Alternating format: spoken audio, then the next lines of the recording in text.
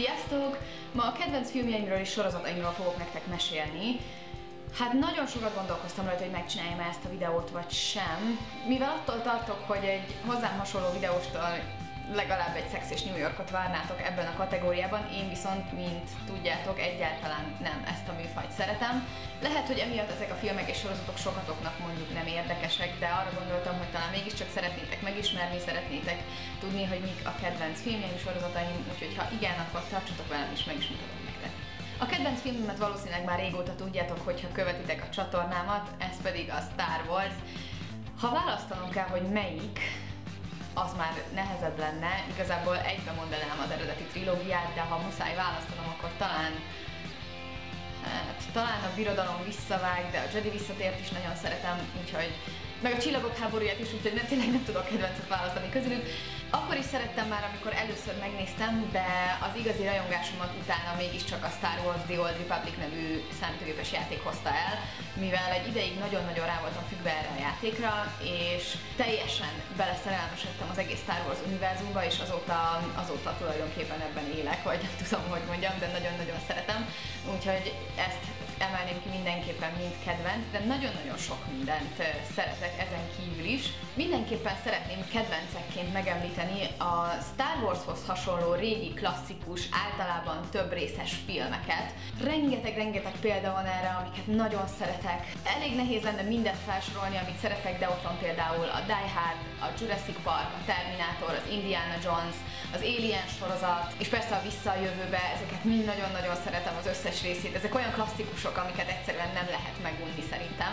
Nem mindegyiket láttam sokszor, mert azért ez elég sok film és elég hosszúak is, de mindegyiket láttam és mindegyiket nagyon-nagyon szeretem. Illetve ebbe a kategóriába sorolhatnám még a Men in Black sorozatot is, abból is mind a 3 részt láttam.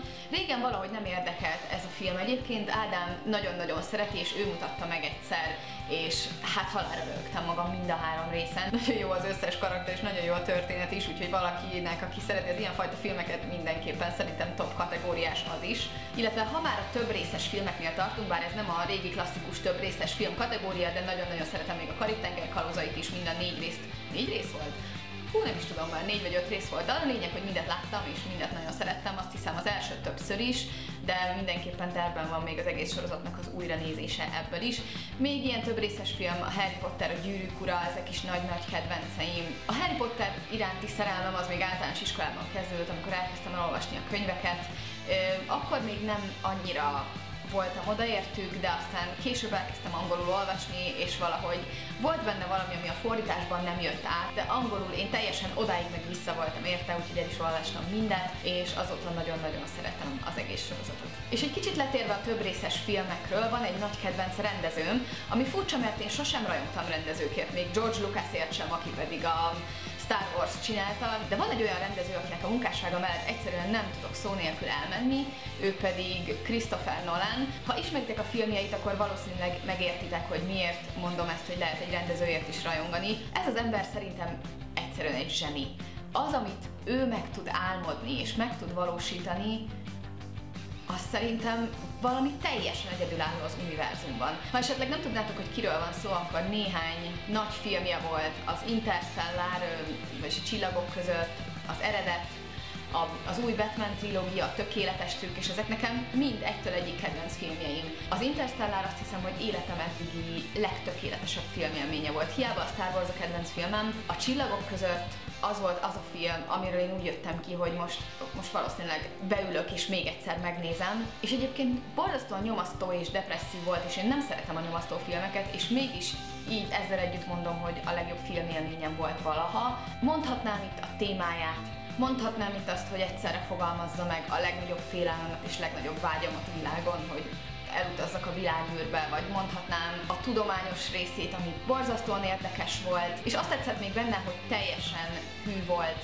a tudomány mai állásához, és minden olyan tudományos tényhez, hogy például ugye az űrben semminek nem volt hangja, és rengeteg ilyen űrhajós meg sci-fi filmben azt látod, hogy megy az űrhajó, na hát ilyen nem lenne az űrben, mert nincs, ami vezesse a hangot, és az Interstellar semmilyen hibát nem követett el. Ők teljesen hülyek maradtak ahhoz, hogy hogy hogyan néz neki ez a dolog a valóságban. És mondhatnám azt is, hogy a féreglyukat gömbként ábrázolták, és nem tölcsérként, mint minden más filmben, mert nem akarok fizika előadásba belemenni, de ugye tudjuk, hogy egy magasabb dimenziós dolog, háromdimenziós kivetülése az háromdimenziós, tehát nem egy tölcsért kell elképzelni, hanem egy gömböt. Ne haragudjatok, nem akarok belemenni ebbe, csak ezek engem annyira érdekelnek, és olyan jó volt ezt látni, hogy ezt valaki tényleg így meg tudta ragadni és meg tudta csinálni. És egyébként azt is hallottam róla, hogy a tudományos kutatásokat is nagyban előre lendítette az, hogy azt, amit ők kiszámoltak és megalkottak, mint elméletet, azt sikerült képileg is megjeleníteni, tehát ez a tudománynak is egy tök nagy löketet adott, ami szerintem még zseniálisabbá teszi a filmet, szóval ezt mindenképpen szerettem volna kiemelni, mert rajongok ezért a filmért tényleg, de mondhatom ugyanúgy a Batman trilógiát, ami szerintem 10/10-es volt, színészileg is, rendezésileg is, képileg is, történetileg is, mind a három. A tökéletes trükk, a kedvenc okos filmem volt, napokig nem aludtam utána, annyira a hatása alatt voltam teljesen, és az eredet is ugyanilyen volt, azt egyébként azóta sem tudtam újra nézni, pedig nagyon szeretném, de borzasztóan tetszett annak a filmnek is a komplexitása, hogy mennyire az apró részletekre is oda tudtak figyelni, úgyhogy Christopher Nolannek nagy-nagy rajongója vagyok. És van még egy rendező, akinek nagyon szeretem a filmjeit, ő egyáltalán nem ilyen Christopher Nolani magasságokban lévő rendező, ő pedig Wes Anderson. Na hát ez az ember nem egy zseni, hanem sokkal inkább teljesen őrült, szóval kell egy nagyon elborult elme ahhoz, hogy valaki az ő filmjeit élvezni tudja. Ádám például nem szereti őket, de én nagyon oda vagyok értük valahogy, én tudok egy ilyen teljesen elborult elme állapotba kerülni, amikor tetszenek és viccesnek találom a filmjeit.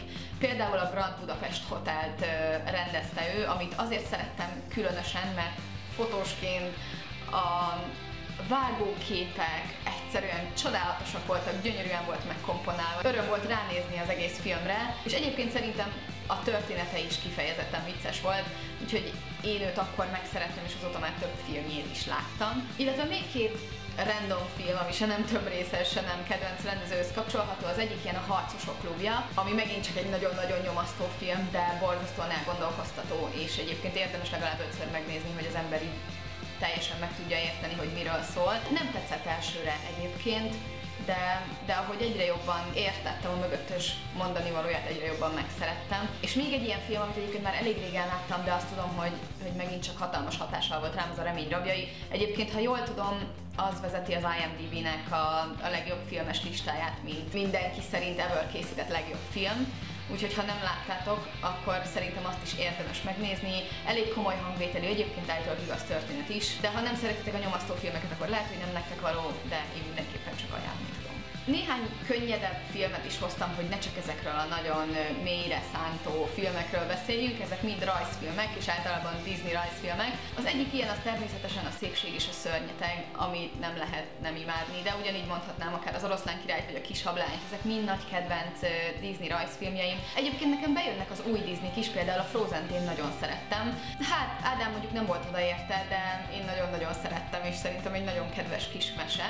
Meg amit még nagyon szeretek, bár ez azt hiszem nem Disney, hanem Pixar, az Agymanók, az nagyon-nagyon megmaradt bennem, mint az egyik legeslegjobb mese, amit valaha láttam. Tehát szerintem gyerekeknek és felnőtteknek is egyaránt egy hatalmas élményt tud nyújtani. És amit még nagyon szeretek a rajzfilmek közül, az a Toy Story. Főleg azért szeretem egyébként, mert amikor gyerek voltam, én mindig azt képzeltem, fogalmam sem volt, hogy létezik Toy Story, vagy talán még akkor ki se jött, de én mindig azt gondoltam, hogy amikor én elmegyek, akkor a plüssállataim életre kelnek, és otthon randalíroznak, de amikor hazaérek, akkor gyorsan mind elhelyezkednek, úgyhogy ne vegyem észre, hogy ők igazából élnek. És ezt annyiszor elképzeltem, hogy pontosan mit csinálnak, sőt, mindig, amikor mondjuk aludtam a plüsskutyámmal, akkor láttam, hogy ha ránézek, akkor le van takarva a szeme valahogy mindig, akár a füle van rajta, akár máshogy, mert mégsem láthatom, hogy le van csukva a szeme, hiszen akkor tudnám, hogy él.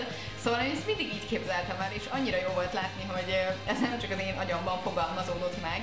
Úgyhogy nagyon szeretem a Toy Story-t, illetve még nagy kedvencem, illetve kedvencünk Ádámmal a Gru. Az első és a második részét is, és a Minyonokat is, mert nagyon szeretjük a Minyonokat, és nagyon szeretjük a többi szereplőt is, úgyhogy tényleg mi eléggé rajongunk ezért a három filmért. De egyébként mondhatnám még bármelyik másik, akár Disney rajzfilmet, akár Pixar rajzfilmet, mert nagyon-nagyon szeretem mindegyiket.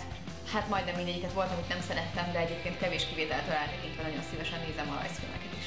Kedvenc sorozatból is van egy pár, úgyhogy megpróbálom ezeket most már csak felsorolás szinten megemlíteni, hogy ne húzzam el olyan sokáig az időt. Sok minden van, amit szeretek. Itt is ugye elsődlegesen a sci-fi és az okos sorozatokat szeretem, illetve a fantasy témájúakat. Úgyhogy elsőként a Battlestar Galacticát mondanám, ami jelen pillanatban a legkedvencebb sorozatom. Emellett még, ami körülbelül ugyanezen a szinten van, és ugyanennyire szeretem, az a Trónok harca, ami szerintem az egyik legtökéletesebben megkomponált sorozat, még azzal együtt is, hogy igazából szerintem senki nincs az egész sorozaton, aki boldog, de ezzel együtt egy nagyon-nagyon jó sorozat.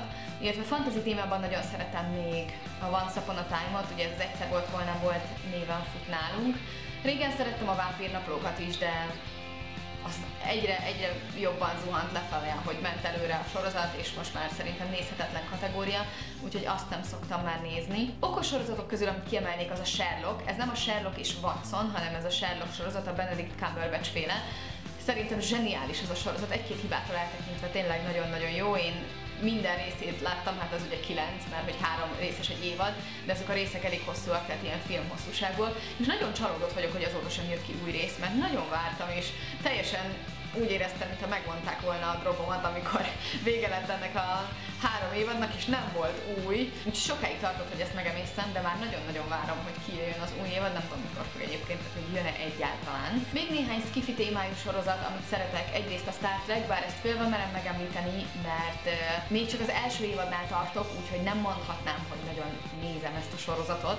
Illetve hát nézem, csak még nem tartok benne ott, hogy releváns véleményt tudjak alkotni. Egyébként nagyon tetszik idáig, pedig általában az első évad az még a leggagyibb, ugye, mert akkor még nem volt rá túl sok pénzük, meg egyébként is kb. A 70-es években forgatták. Én nekem ez is nagyon tetszik, úgyhogy már nagyon várom a folytatást, a többi évadot is, és ami még ilyen sorozat, az a Csillagkapu. Ezt sem néztem egyébként összefüggésében, tehát nem láttam évadonként az egész sorozatot, hanem még amikor a tévében adták, akkor minden alkalommal, amikor bekapcsoltam és ez ment, akkor végignéztem, mert nagyon-nagyon tetszett, de terve van véve egyébként, hogy le fogom tölteni és meg fogom nézni az egész sorozatot. És ebben a kategóriában említeném még meg a Sliders, ami hát talán a 2000-es évek elejé sorozat, nem tudom, én akkor még csak 11-2 éves voltam, de már akkor teljesen lenyűgözött az ilyen tudományos, fantasztikus mese, mint a Sliders, ott ugye dimenziók között utazgattak négyen, és nagyon-nagyon szerettem, és azt soha nem hagytam ki, tehát az ott mindig megszentelt pillanat volt a hétben, amikor jött a Sliders, és lehetett nézni, és végignéztem ott az egészet, amikor még adták. És nagyon szeretem még a Big Bang Theory, vagyis az agymenők sorozatot is, ami szerintem pont ezekből a fajta sorozatokból csinál egy fantasztikus, nem paródiát, mert nem a sorozatokat parodizálja, hanem egyszerűen ezeket a fajta ilyen geek vicceket nyomatják benne folyamatosan, és nagyon-nagyon-nagyon sokat szoktam rajta nevetni. Most már egy ideje le vagyok maradva, azt hiszem talán a 7. évadnál maradtam le, úgyhogy megint újra fogom kezdeni és meg fogom nézni, de ez a sorozat ez szerintem zseniális, tehát ha valaki szereti az ilyenfajta filmeket és sorozatokat, mint én, akkor ez a sorozat ezt mindenképpen látni kell. Teljesség kedvéért megemlítek egy lányos sorozatot is, amit szerettem, ez pedig a Született feleségek. Nem néztem így elejétől a végéig, hanem általában anyukám nézte, vagy barátaim nézték, és akkor bekapcsolódtam, és egyébként nagyon-nagyon viccesnek találtam ezt a sorozatot, szóval nem vagyok teljesen ellene az ilyen, hát inkább nőknek szóló sorozatoknak sem.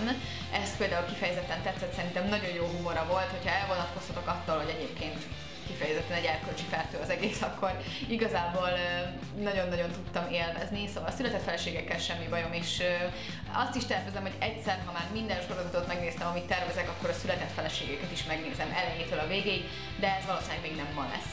Még két sorozat, amit nagyon jónak tartok, bár az egyik megint az a kategória, amit nem néztem végig és le vagyok maradva, de amit eddig láttam, az nagyon tetszett, ez a Walking Dead. A zombikat is nagyon szeretem, sok zombiölős játékkal is játszottam, úgyhogy szerintem a legjobbak között helye van a Walking Deadnek, illetve mondhatnám még a House-t, megint csak egy olyan sorozat, amit nem néztem végig. Ádám nagyon sokat nézte, szerintem ő tulajdonképpen 10-szer látta az összes részt, és amikor vele együtt néztem a House-t, akkor mindig nagyon-nagyon sokat nevettem rajta, és az tényleg egy zseniálisan megcsinált sorozat, szóval az is egy 10/10-es a véleményem szerint, de valahogy sosem jutottam el odáig, hogy tényleg így végignézzem az egészet, megelégszem azokkal a részekkel, amiket láttam igazából. És azon gondolkoztam még, hogy volt egy csomó Cartoon Network-ös rajzfilm, amit nagyon szerettem régen. Most egy jut eszembe kifejezetten, amiért nagyon-nagyon oda voltam, az a Billy és Mandy kalandjai a kaszással. Van a Cartoon Network-ös sorozatokban valami teljesen elborult, amiért lehet őket imádni, és a Billy és Mandy kifejezetten ilyen, azt nagyon szerettem. Illetve még 2 anime sorozatot raknék a legvégére a listára. Az egyik, hát ezt is már egy jó ideje nem néztem, mivel most már nem adják a tévében, az az Inuyasha. Ez egy ilyen félszellemről szól, aki találkozik egy emberlánnyal a múltban, és egyébként tényleg annyira megszerettem azt, hogy állítólag, bár én erre nem emlékszem, de a barátaim szerint egyszer sírtam, mert nem nézhettem meg az aktuális Inuyasha részt.